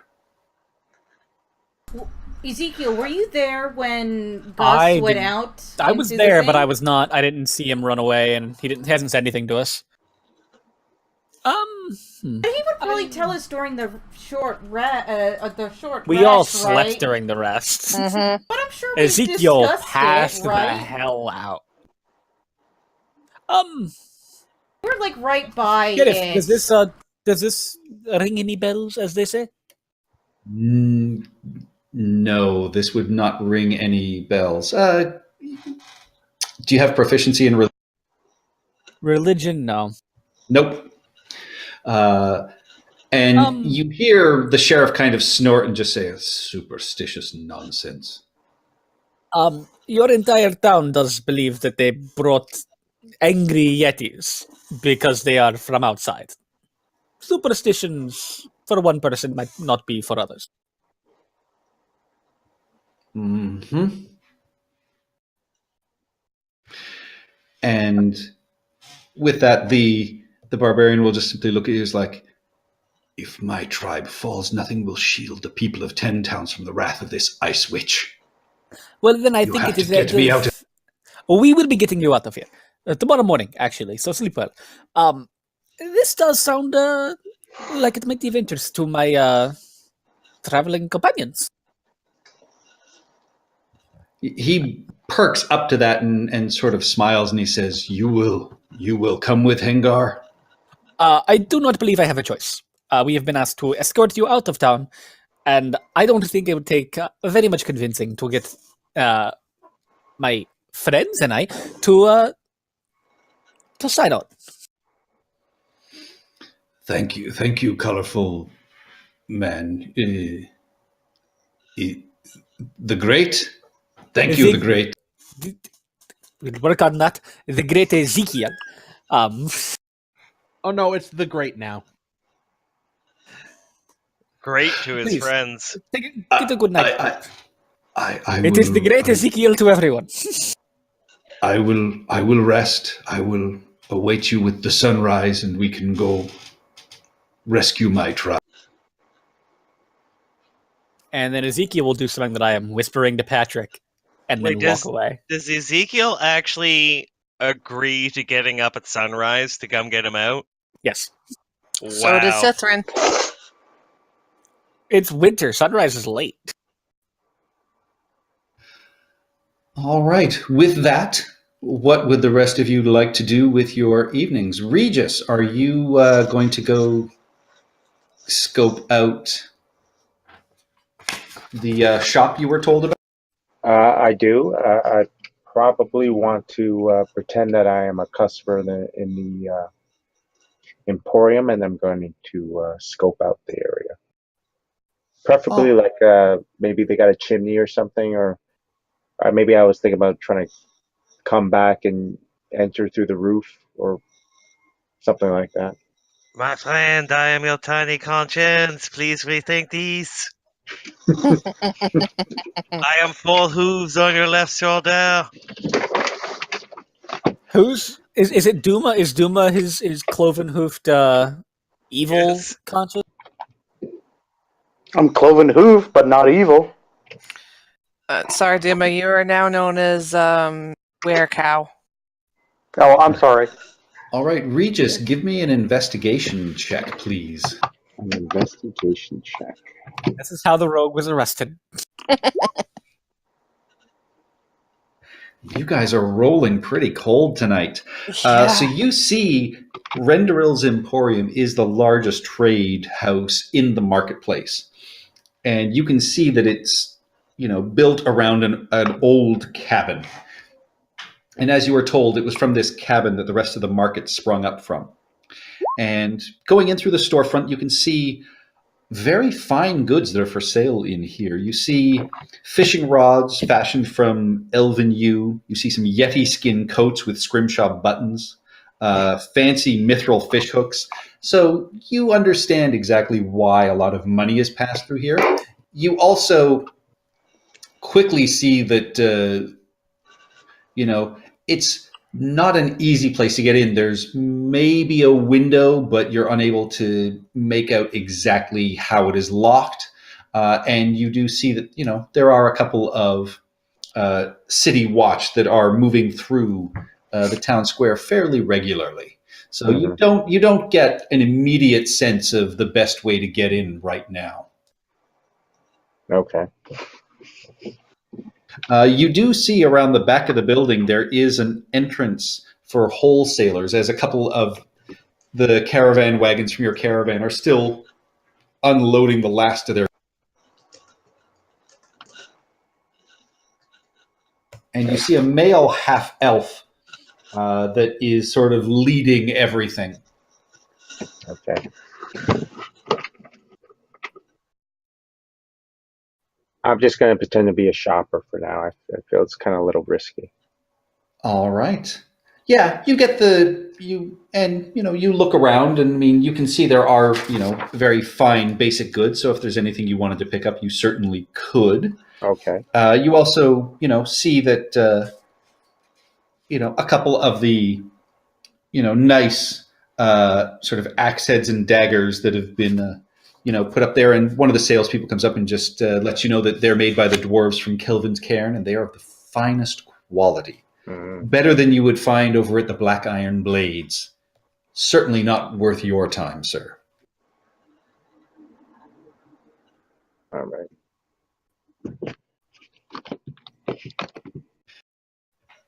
I'm going to just continue shopping, and I'm not going to try it. All right.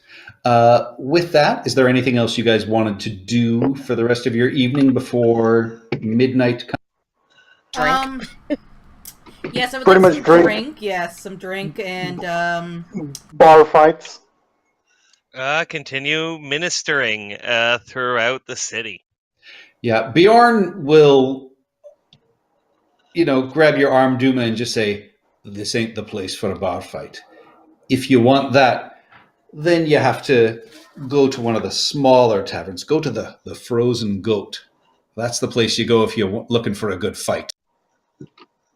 Oh, you got my attention. Well, I like this place, and I like staying here. I don't need you smashing it up and besmirching my name. Besides, look at the people in here. Nobody here is a match for you. And That is true. you let me know when you're looking to scrap. I'll put a few bob down on you. Make Got a a deal. talon or two. Got a deal. All right. With that, you guys can spend the rest of the evening drinking. Ezekiel, are you going to rejoin them at the Kelvin's Cairn? Yeah. All right. So you are able to go there, and you are able to recount what you learned from your barbarian. oh, and I'll say after he mentions the Ice Witch, I'll say, Hey, Gus went out there claiming he saw a woman in the snow, but as soon as he got out there, he couldn't see anyone. Is that the Icewind, you think? Do not know. Gus sees things, does he not? Is he not a cleric? Oh. Well, he's a cleric, but they don't hallucinate. Patrick, the clerics hallucinate. Clerics do not hallucinate. I am very sure of this. I have a big fancy degree, Depends on I the- might remind you. It depends on what substances they're using to attain enlightenment, my dear. What's in the incense? Gus only sees what is truly there, and that is why life is so dark and depressing. Ah, so LSD then.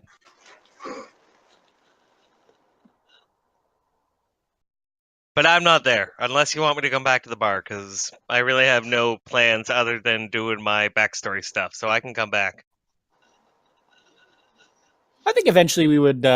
You would come back to the bar anyway, right? Yeah, I mean, Yeah, probably to meet up with wanted you guys. Yeah, you wanted to actually do this midnight deal. Yep, so I'll walk in and... Ah, my Gus. friends, it is almost time. Gus, my friend, put an issue to rest for us.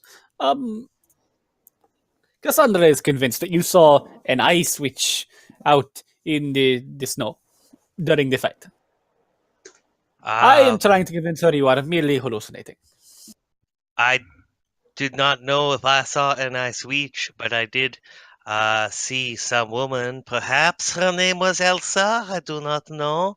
But no, I could not tell you if what I saw was an ice witch, but it was a woman, and it was clear as day. I had my sun goggles on. There were no hallucinations.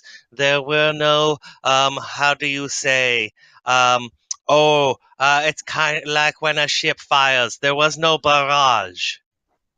Mirage. Mirage, yes, thank you. But clerics do hallucinate, right? No, they sometimes receive visions from their god. There was this It's one not I that difficult to knew articulate. of, how do you say that little drunk halfling god? Caden drunk off your pants? Yes, he did very much. Yeah, but you don't worship him, you worship Mordin? Moradin, yes, no, very stoic. He has not allowed me to see him, so there is that. But yes, no hallucinations, no.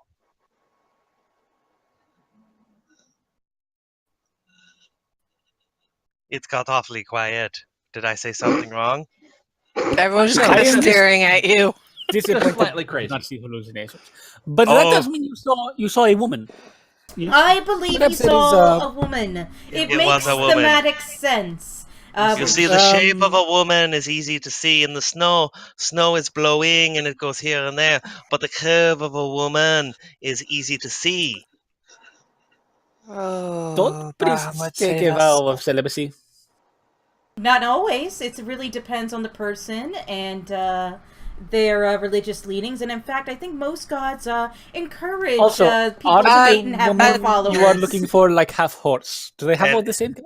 My At this friend, point, you Sithrin- are overthinking this. Here, have a cigarette and just relax. At this point, Sithrin is going to kind of like slam her cannot tankard down on the table and just be like, "Well, I for one have absolutely no interest in Gus's love life or lack thereof. So let's just get on with a thing we got to be doing." Obviously, Nobody it else is wants a to drop witch. everything.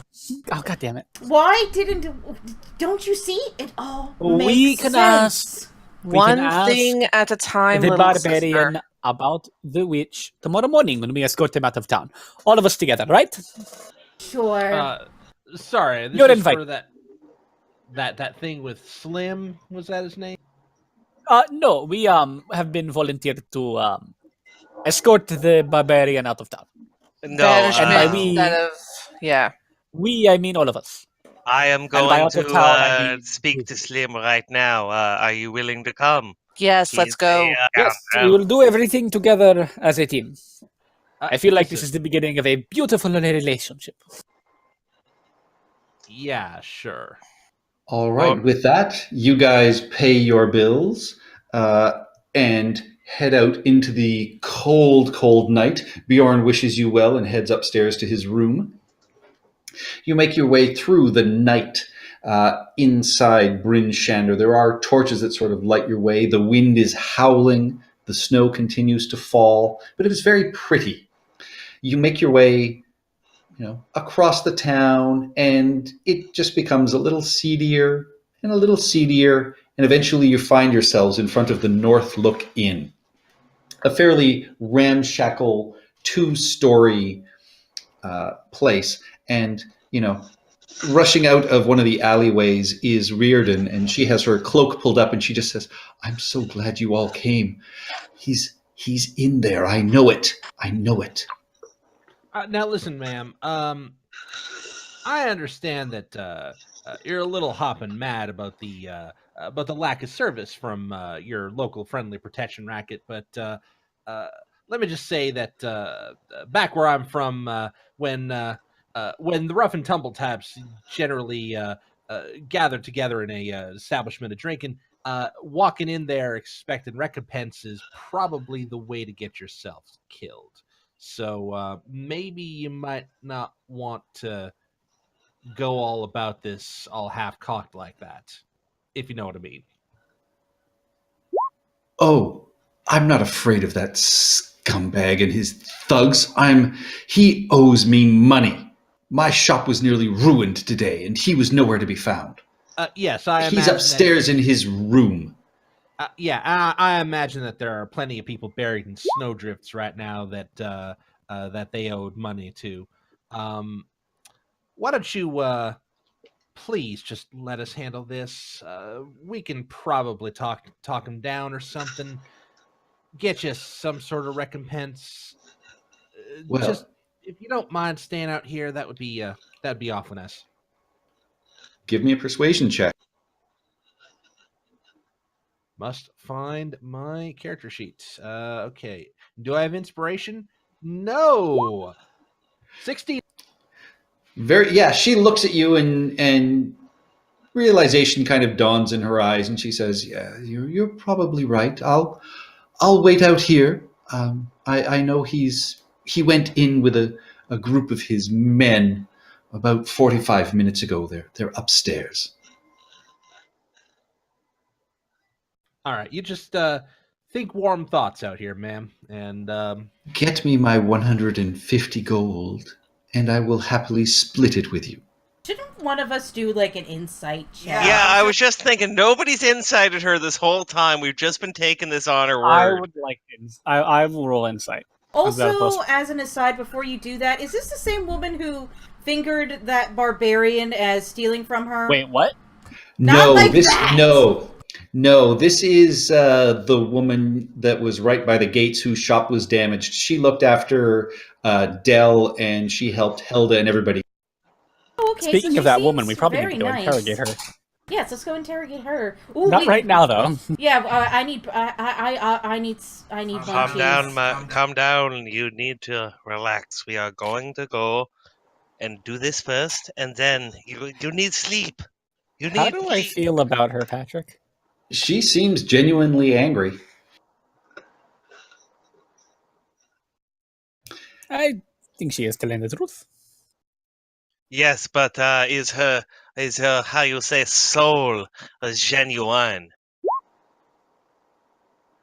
Excuse me, I think you garbled your words there.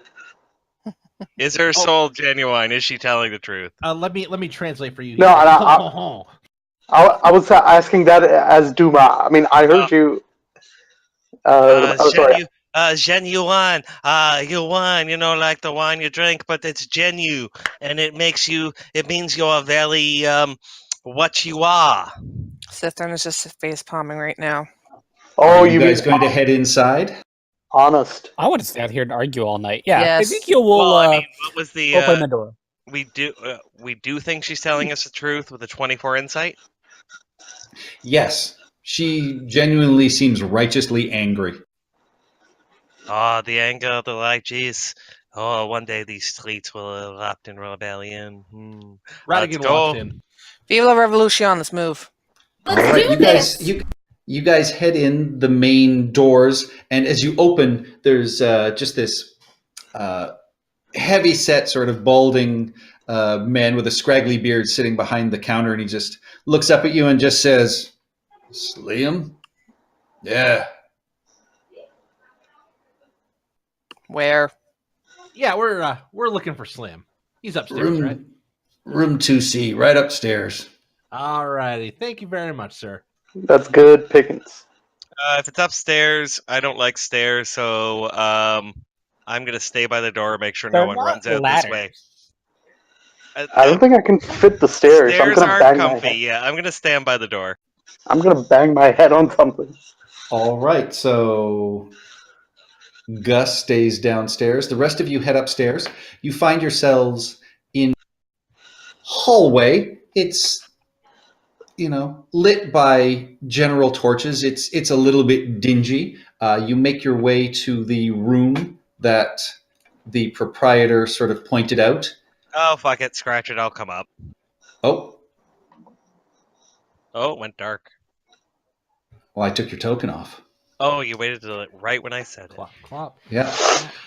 So yeah, you guys find yourself in this hallway. You make your way down. You find the door to the room that Scramsax told you to come to.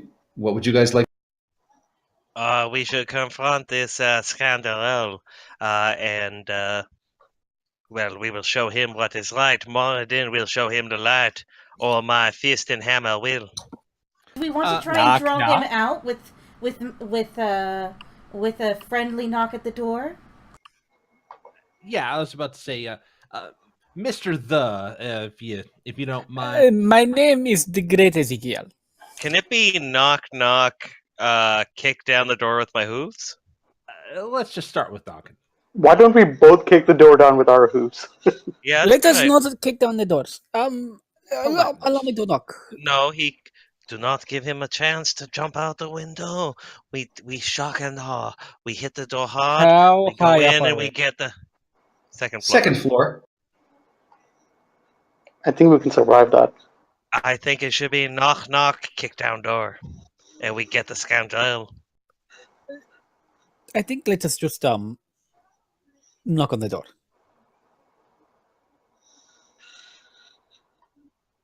Knock, knock. And yeah, Ezekiel will knock. And then I guess we'll go with the plan and kick down the door. Give me a strength check, Gus, if that's what you're going to go for. Yep.